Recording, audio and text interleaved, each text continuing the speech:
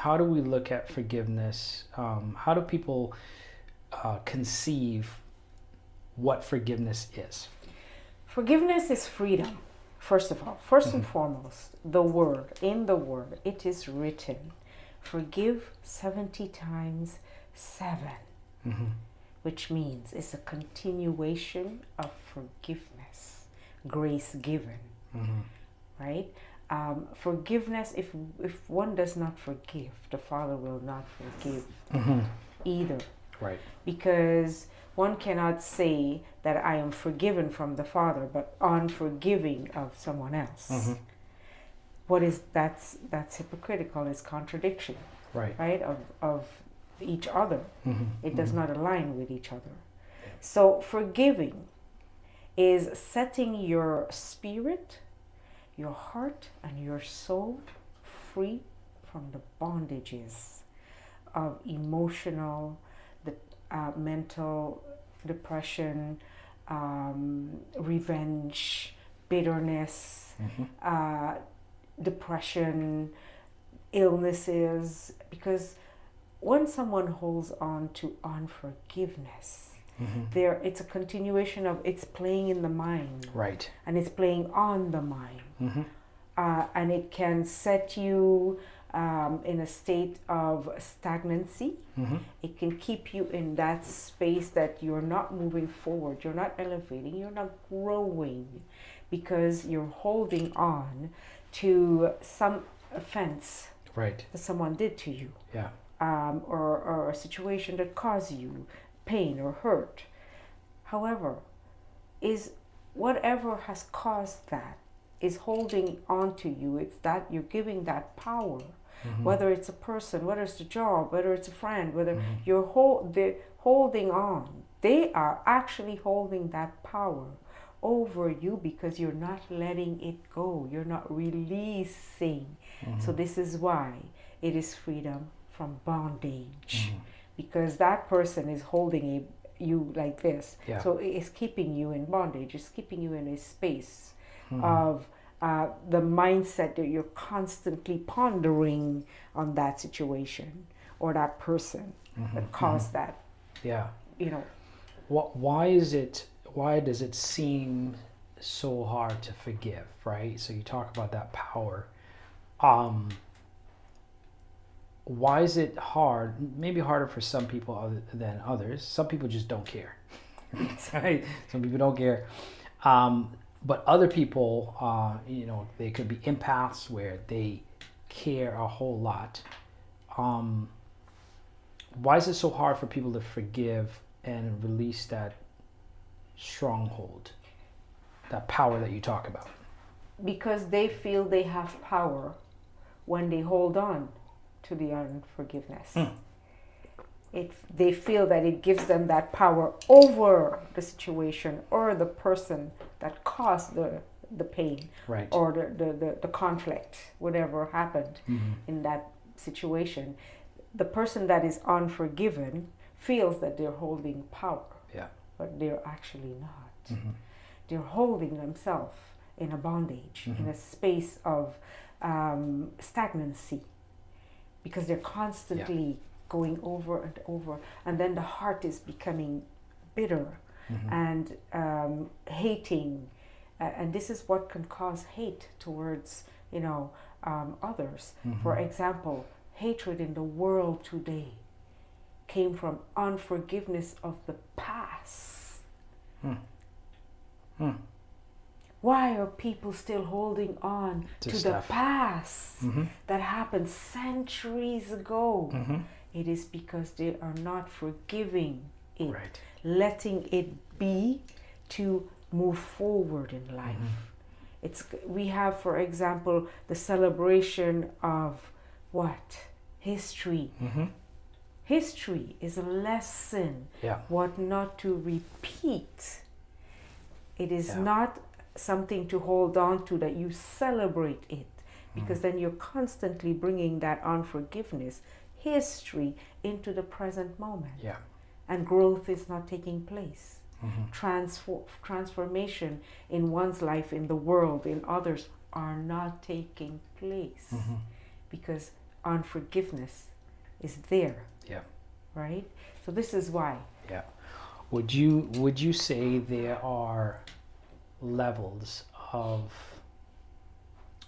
unforgiveness, or is it you either forgive or you don't? You either forgive or you don't, because forgiveness is a choice. It's a conscious choice made to forgive the other person and let it go. People seem to understand that that person must pay for what they have done. However, everyone needs to remember, no one on this planet is perfect. One must look at oneself first before saying that person is wrong. Because we're all wrong. We have all done something. Yeah. And that's a good point, right? Because I think oftentimes we are so strong in feeling that that we don't need to forgive, or feeling that we're right, where we don't feel the need to have to forgive. Yes. Right? Is that pride? Is that? I mean, what do you attest to that? Where it's ego and pride. Ego and pride will have you in the space of, I'm not forgiving that person. Who do they think they are? Where does that come from? That comes from self-centeredness, from that pride within one, that they believe that they are better than another person. Right. No one is better than another person, because God sees us and measures us all on the same scale of measurement. He does not measure one because they have a status or more wealth, right, or a nicer home, or more of anything. This is not what we are measured on. We are measured on the heart, in here. What are we in here? Right. That is how God measures us. Not by the things of this world, or the status we hold, or how much wealth is in the bank account, or whatever. Right. Yeah. That is not what God looks at. Not the way we dress, not the way we carry ourselves. It is about our integrity. Hair, the value of hair. That's how we are measured. What are some examples of what people tend not to forgive for? The simplest things. The simplest things. Someone could have gone through a very, maybe lost someone that day, or, have been in a dramatic situation and just lash out at another person for no reason at all. Yeah. And that person will not forgive them. Or a word perceived, because remember, we speak to each other and we are perceiving in different mindsets. Right? So I can say something and you perceive it in a way that I did not say it or mean to say it. So this is why we should always ask the person we are speaking with, do you understand what I'm saying? Right. Are we on the same page? Yep. It should always, when we are in a communication, ask. Does it make sense? Does it make sense what I'm saying? Do you understand what I'm saying? Let me rephrase what I'm saying, because I can say something and you have perceived it in a different way. Right. And then in your mind, you have taken it as a hurt, as an offense, or I said something, or I did something to hurt you, which is absolutely not so, right? And then you're not forgiving. And what happened? It breaks the friendship, it breaks the bond, it breaks the relationship. Unforgiveness keeps families apart for centuries. Yeah. Because they're unforgiving of little things, little offense. Well, maybe I went to the Christmas dinner and this one said that, or didn't make the food I wanted, or didn't do as I please, or we must first look at ourselves all the time, right? Everything happens here first and foremost, because we are no better than the other person. Right. And what offense have we caused? Right. We must always look at that and check our own hearts at all times, because God is not looking at the things we do, like, you know, for example, oh my, I created a table of fruits for, you know, and I did this and I did that. He does not care about that. Right. God is looking at the heart. He seeks after our hearts at all times. Yeah. You know, so forgiveness must happen on a daily basis. Friends must forgive friends. You know, family members. Oh, let it go. Yeah. Let it go, because you're breaking generational cycles, and then it repeats, and you have a child, and the child grew up in that household of unforgiveness and bitterness and hatred, and continues the cycle. Yeah. So it's creating generational cycles. So when I speak of generational cycle, this is what I'm talking about. And then someone passes away, but you never, you know, forgave the person. What happens? You live with that regret for the rest of your life. Yeah. You know, that's what unforgiveness creates. What comes to mind is also for parents being able to forgive and ask for forgiveness and to apologize if there is an offense that's that they were involved in. I think part of that pride and ego sometimes that I've seen and observed with parents is, you know, parents tend to think they are the moral authority and that they can do anything without consequence, right?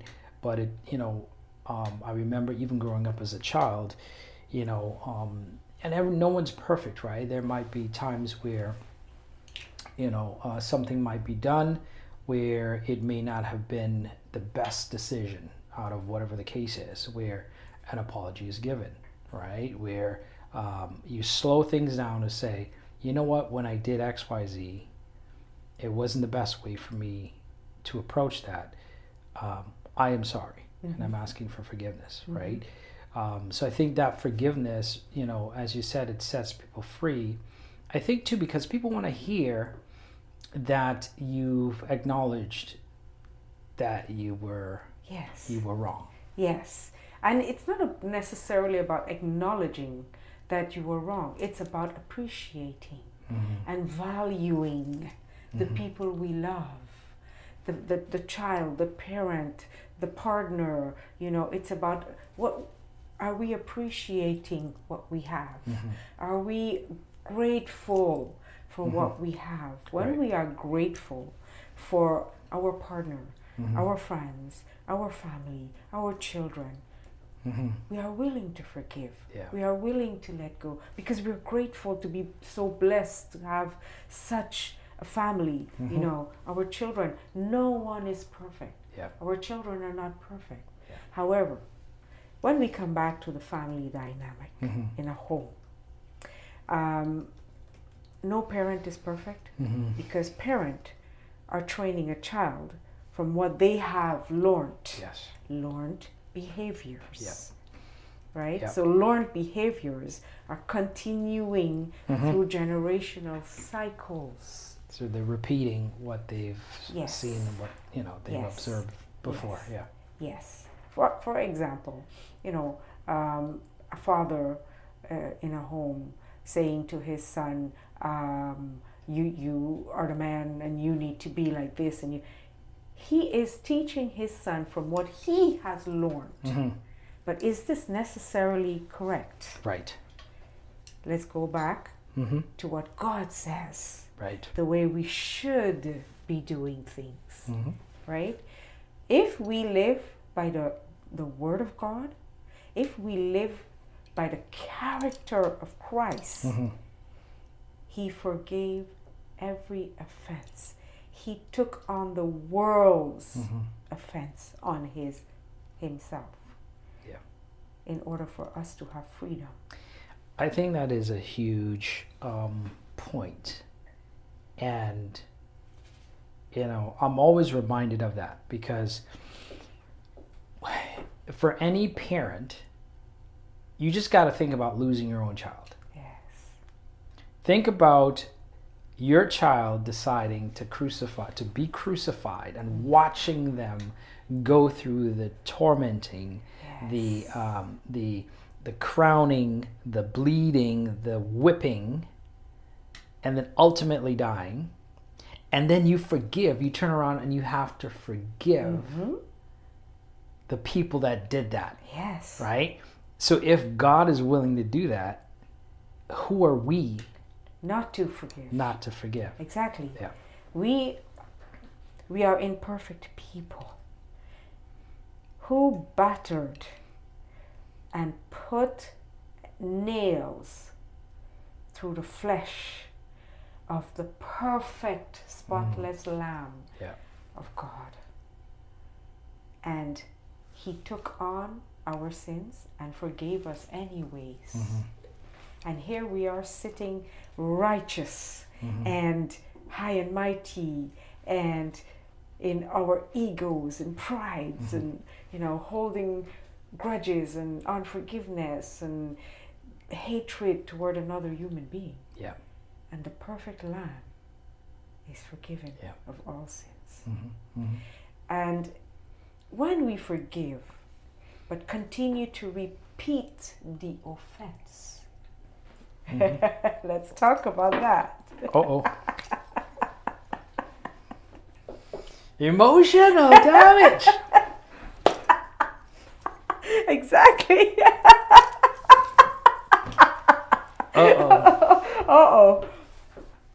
When we forgive and we continue to repeat the cycle of, that means we have not forgiven. Yeah. That means we think that we are still better. That means we feel that we can do whatever we want and we'll be forgiven. Yeah. Not so. Not so. Not so. Because you're continuing to repeat the same offense, which is causing pain on another, which is causing breakdown of generational cycle, which is causing all this chaos. Right. And you still feel you'll be forgiven. Yeah. No. It causes emotional damage. Exactly. And so the emotional damage will continue to go and damage someone else. And the cycle continues, and the cycle continues. Yeah. Yes, absolutely. Forgiveness is so simple. It is so simple. It's a choice. Yeah. I could like you, I could not like you, I don't care. I forgive you. No matter what, I forgive you. Because you know what? It is setting me free. Right. It sets my soul, my spirit, my heart free to live in a peaceful, harmonious space at all times. Yes. And That's powerful. This is how we need to think of forgiveness. It's elevation, it's transformation, it's moving forward and not constantly living in the past and unforgiving and bringing the past back on a continuous basis. In a union, two people whom does not forgive at the end of the day and hold grudges with each other will go to bed and face backwards to each other, not speak to each other for days, for weeks, sleep in different rooms, in different beds, just because of a small offense, not forgiving and letting go and loving each other instead of holding on to something that really doesn't make sense, right? It is senseless. And did God ever say anywhere that you may wake up tomorrow to that person? Yeah. You don't know. We never know. It is why he says, make sure at the end of the day you forgive each other before going to bed. because you never know if you're waking up to that person the next morning.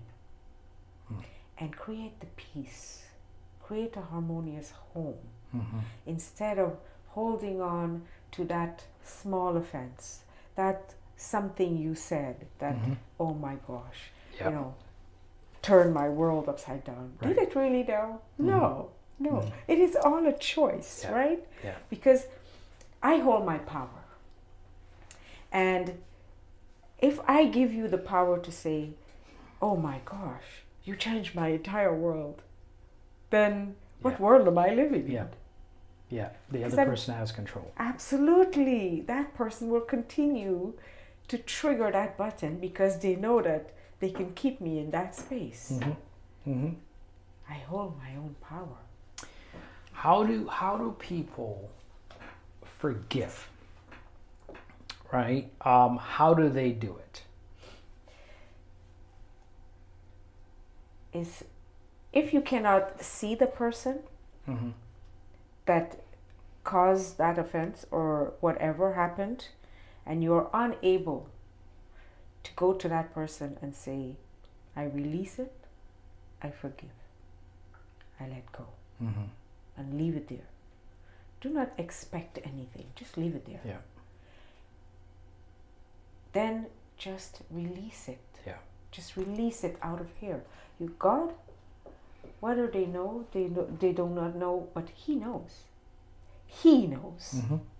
I forgive them. I forgive them. I let it go.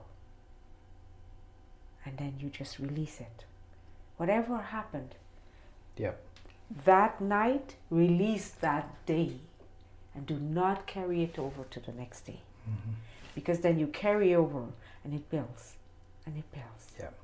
And it continues. And it harbors bitterness. And it harbors that resentment. And then what is happening to your body? It's causing you mental breakdown, stress, health situations, heart problems. All these things can be happening. Why?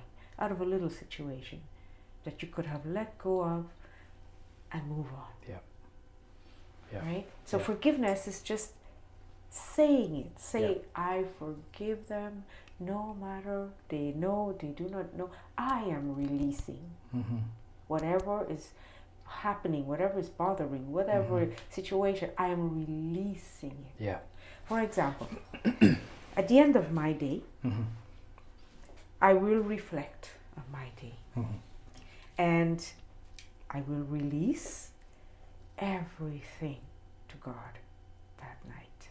Before I go to sleep, before I lay down on my bed, I'm releasing everything of the day and asking my forgiveness. And I forgive whatever happened throughout the day. Now, is that something that you are aware of, that you're asking for forgiveness of, or is it everything, whether you you've done something, everything. Whether I did it or not. Whether I did it or not. And what actually happens, it releases everything within and brings you back in that peaceful, harmonious space. And why do you, when you are in that space of serenity, the spirit elevates within you. And you can hear the silence, the quietness, the sweet voice of the spirit speaking to you. Because you're in that space of serenity. Because you have let go of everything of that day. Right? And this is, everyone should be doing this. And we have such a harmonious world, right? It's true. You know, for example, when people are celebrating Black History Month, this is a situation I never understood. Why are we celebrating Black? Whoever gave us the name history, are we in history? Right. No. We are here. We are to move forward. We are to continue to build generational cycle. Because history has left us with a legacy to continue and not to live in it. Right. Right? So this is all of these things are caused from unforgiveness and bitterness. Yeah. Yeah. Yeah. This is why. Yeah. Yeah. Okay. Yeah, I think again, the remembering the importance of this is critical to us. That freedom that you talked about, right? And I've noticed it every time that I've, apologized and asked for forgiveness. There's something that's released. Yes. I feel a sense of freedom. I feel lighter that I've done it, right? What would you say to people that they apologize, but it's not, you can't sense that it's sincere? Okay. They apologize, but you are sensing that it's not sincere. Yeah. That is because you're still holding on to that something. Whether it was sincere or not, they said it. Yes. And the choice is mine to say, I let it go. I have forgiven you anyways. So you're telling me, if this was last week and you're telling me now, I forgave you last week. I let it go last week. Why are we still speaking about this, right? So this is freedom. This is total freedom. Yeah. And if the person says, well, I do not feel it sincere, it's because you're still holding a grudge towards that person or what that person have done. Right? So once you hold on to that grudge, you will feel that way. It's a feeling instead of a choice. And this is another thing I have spoken about this. When we live by feelings, we act out of a feeling of, well, I feel like this, and feelings is like a wave, right? One day it's here, one day it's there. Right. It wavers continuous. So this is why I personally, I do not live by feelings. I live by my soul, by the emotions, the spirit of the soul, right? And I listen to that. So it brings you into a whole different world when you live there, into a different elevation, because then I'm free from everything and everyone. Yeah. No one can do anything to me. Nothing affects bothers me. you. Nothing bothers you. Nothing has that power to bother you. I do not give power to anything. This is what we must understand. We are the one that gives the power because we hold that power. So I do not give power to anything. It's my energy that I hold on to. And my energy is my space. Right. And so whatever I do in that space is what will elevate me or what will keep me stagnant. Yeah. And I make conscious choices. I'm a person to ponder. I will ponder before I speak. Right. Because when I ponder, I'm making sure that I'm aligning everything. That my words, my actions, my character are all aligning. That when I speak to you now, I'm not speaking out of just words. Right. My actions will follow, and you will see my character following that. Yeah. Right? So everything goes hand in hand, like this. Yeah. Yes. Well, this is good. I know we set out to do a 30-minute time frame, unless you want to go longer. Let's do this because there's a few more things I would like to. All right, there's a few more things that we'd like to jump into. Yes. All right. One more space before we jump into the next topic.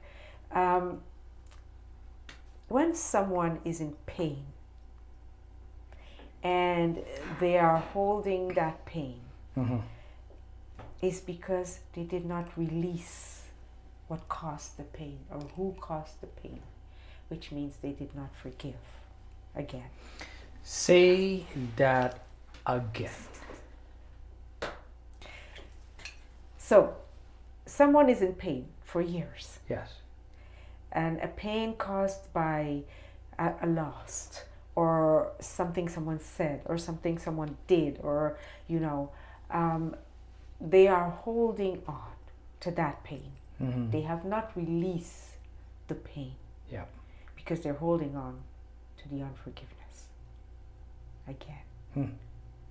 Once you forgive, it is total freedom to heal from that pain. Yeah. And healing transpires faster. It will take place days, hours, instead of years. Right? Because you have completely released and forgave and make the choice. I am moving forward. Yeah. And that's it. Yeah. It's as simple as that. Yeah. I think that's a powerful point, in that, the releasing of that forgiveness empowers you to think differently. Yes. Right? I think the emotional part of unforgiveness also blocks your ability to think critically, because your emotion is very high, right? There's a saying, if your emotions are high, it means your IQ is low. We see it in the world today. Yes, right? When your emotions are high, your IQ tends to be low. When your emotions are high and you are making decisions from that space, you make chaotic decisions that causes chaos. Yes. Not only in your own life, in the surroundings of you, in the environment, in society, in a family dynamic, it is causing total chaos. Yes, it is happening right now in the world because emotions are making decisions. Yeah. And from that space of highness and power and ego and pride, and this is why God says, live by my spirit. Yeah. His spirit is humble. Yeah. It's humility. It's kindness. It's care. It's love. It's grace. When we live in that space, we create an environment of peace and love instead of chaos and hurt and pain and all what is happening right now in the world. Right? Yeah. Yeah. This is what is happening right now. I take it you're talking about Trump. Take the globe and just turn it upside down. Shake the globe up. Well, you kind of did more than that, just turn it. He's overturned it. He's kicked it down the street. Like, it's you're trying not to get political, right? I do not want to get political. Let's move on. I do not want to get political. Let's leave politics to if I ever step into that shoes. Yeah. When I step into that shoes, we'll talk about it. Okay. Trust. Let's get on that topic for a moment because I've been having a lot of questions about trust. When trust is broken, how do I trust? Yeah. How do you trust someone? To trust someone is evaluation of character.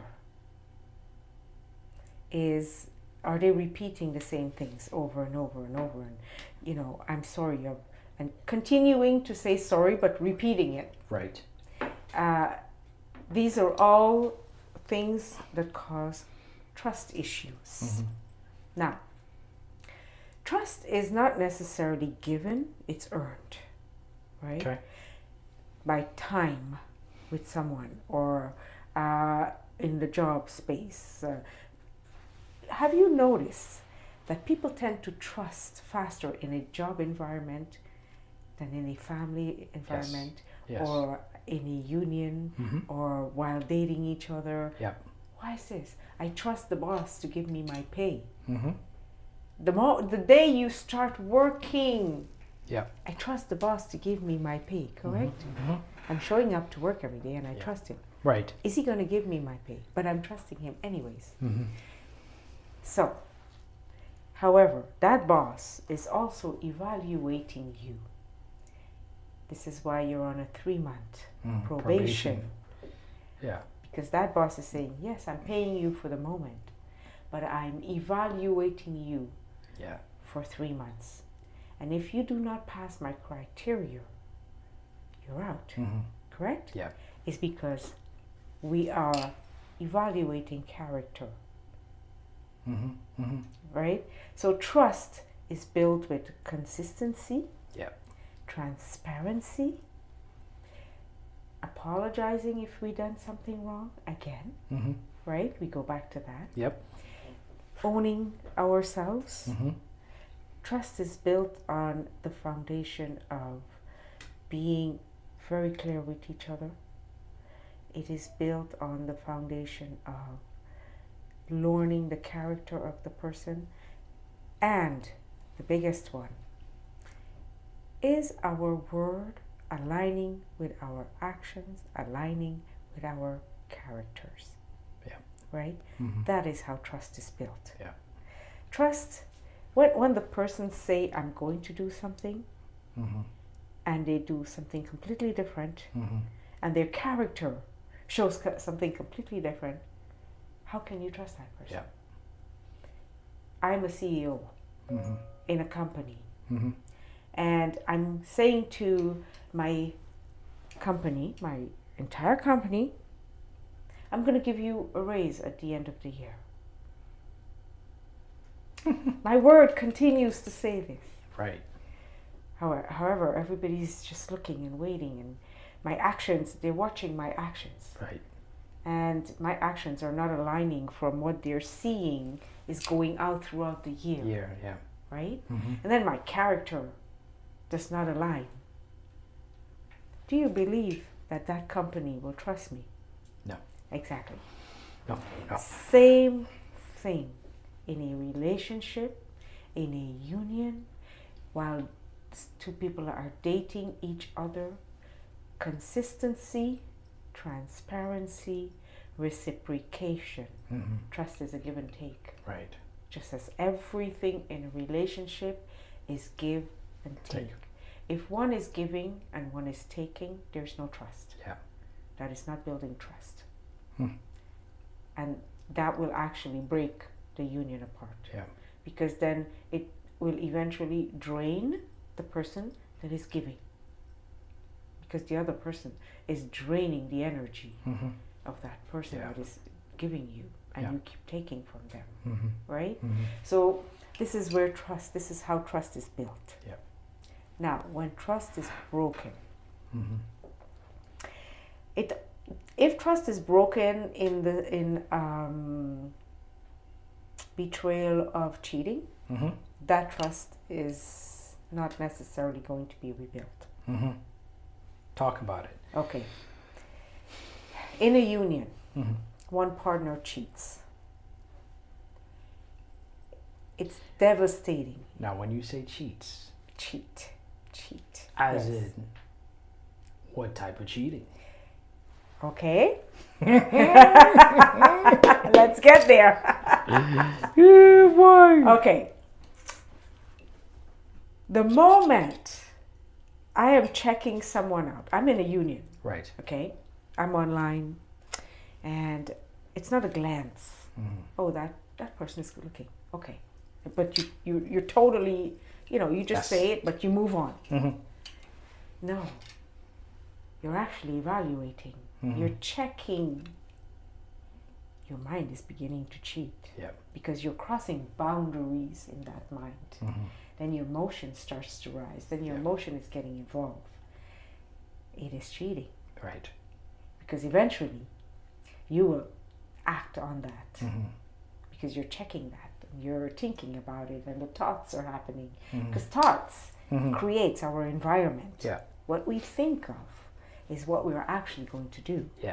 So you're really talking about an emotional, you're essentially looking for an emotional connection through investigating that person, right? You have to. Okay, I asked that because, I think of the example of, let's say you have a celebrity crush, right? So you're checking them out, you're looking at them, but you're not necessarily you're not looking for that relationship. What you're talking about is where you start allowing yourself to explore a possibility and something there. Even if you have a celebrity crush, because many have celebrity crush. Yeah. But the imagination is what they can do with that celebrity. Right. And to what extent? Okay.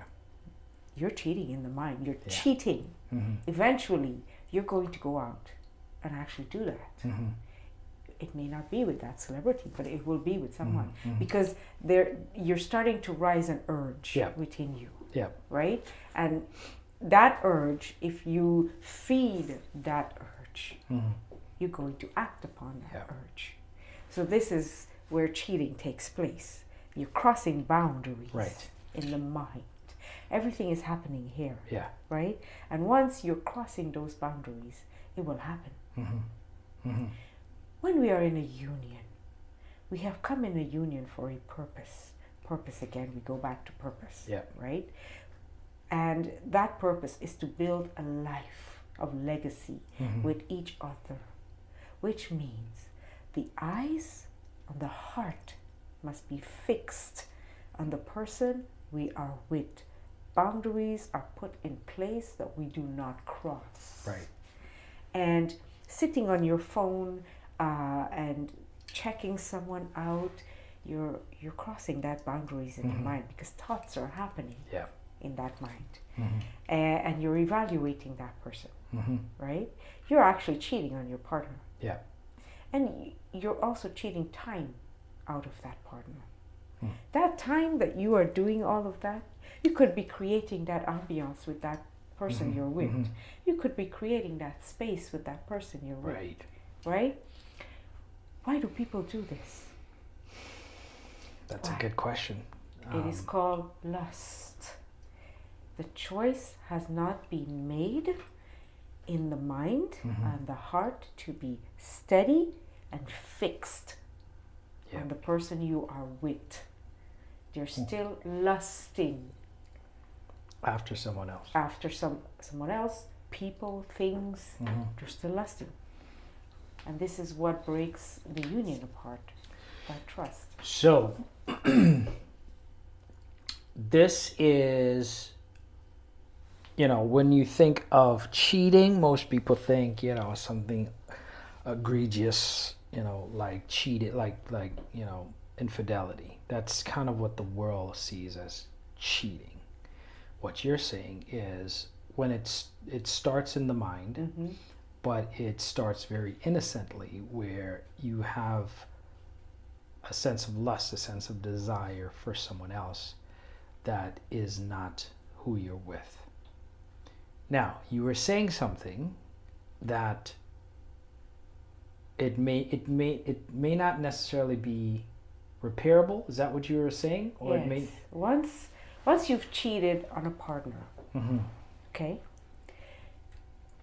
Cheating breaks the foundation of the union. The two people may decide they will stay together, but it's never the same.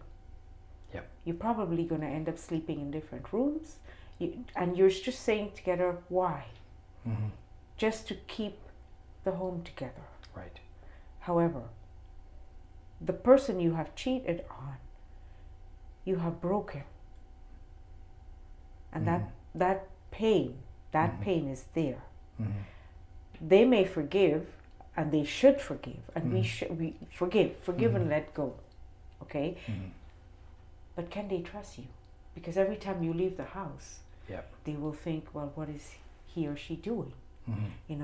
Are they with somebody else? Are they going to cheat on me again? And so this is what it creates. So you now reserve yourself, and you're protecting yourself from that pain. Right. And you're constantly now in a space where, well, when is the next one going to happen? When is he going to do this again, or she's going to do this again to me? Right? And this is what it creates. This is why we should never cheat on our partners. Loyalty is not It's an absolute. It's not an option. Yeah. We have come together. We have decided it's a choice. When two people come together, they came together out of a choice. Yeah. Right? Yeah. That choice needs to continue to happen every moment of every day, choosing each other, being grateful for each other. Yeah. You know, loving on each other, valuing. When we value what we have, we will not destroy what we have. Right. Right? When you have a child, you value that child so much. You do not want to see that child hurt. Yeah. Correct? It's the same thing. It's the same value we should put in to the union, to each other, and being grateful for each other. Yeah. And appreciating what we have. That we are not seeking out there something better. Yeah. And think of it. You want something better when you're in what you have. But that person may be more chaotic than what you're in. Right. Yeah. So you just wouldn't know that until you get in there. Exactly. Yeah. It's the 80-20, right? It's you leaving the 80 to chase the 20. Yes, and you may just get into the 80% of Jezebel's spirit out there. Yeah. Vice versa, right? It goes both ways. It goes both ways. Because a man could be just as destructive as a woman can be. And if you get with a man that destroys your life, what happens? Yeah. And you get with I call that a Jezebel spirit. Because it's a destructive spirit. Yeah. They come in and they will totally destroy not only what you have built, what you have, your foundation, they destroy your very life. Yep. Right? And destruction creates what? Complete loss. Yep. Yeah. So how does one recover from that? Right. I know of couples where there has been some level of cheating, right? And again, I think, well, here begs a question: is there certain levels of cheating that warrant certain levels of decision making when it comes to a union? Meaning, if you catch your partner, spouse, fiance, boyfriend, scrolling through and desiring women online, let's say on their phones, that versus he steps out and he sleeps with someone, do you treat those differently? No, it's the same cheating. Okay. He's cheating in his mind. What is he doing? He's scrolling women online. Yeah. Why? You're married. You're married. You're supposed to be loyal to the person you're married to. There's supposed to be that boundary that we do not cross. And one must always, I always say this, when we do something, we must always do it with our partner in mind. Because it goes both ways. Yeah. What you do not want for yourself, do not give to someone else. Because a man could say, well, I can cheat. But if his wife cheats, what happens? It completely destroys everything. It's devastating. Yeah. Right? Well, I think it is different because of the makeup of men and women. Now, the cheating is the cheating. I think the impact of the cheating is different depending on if it's a male or female, right? Because if a woman steps out, men tend to be, they'll be hurt, but they tend to get over it a little bit quicker than, in my observation, than women. No. My observation. The men I've spoken with, and they will forgive their wife. The women that, And they will forgive their wife. they wouldn't forgive. Okay. They're essentially they're able to compartmentalize what they're feeling, and it's essentially it's a wrap. It's pretty much it's over, right? Whereas women tend to carry, again, my observation, tend to carry a little bit more of I wouldn't say a remorse, but almost like they messed up. When a woman cheat on a man, she's cheating not for physical, she's cheating for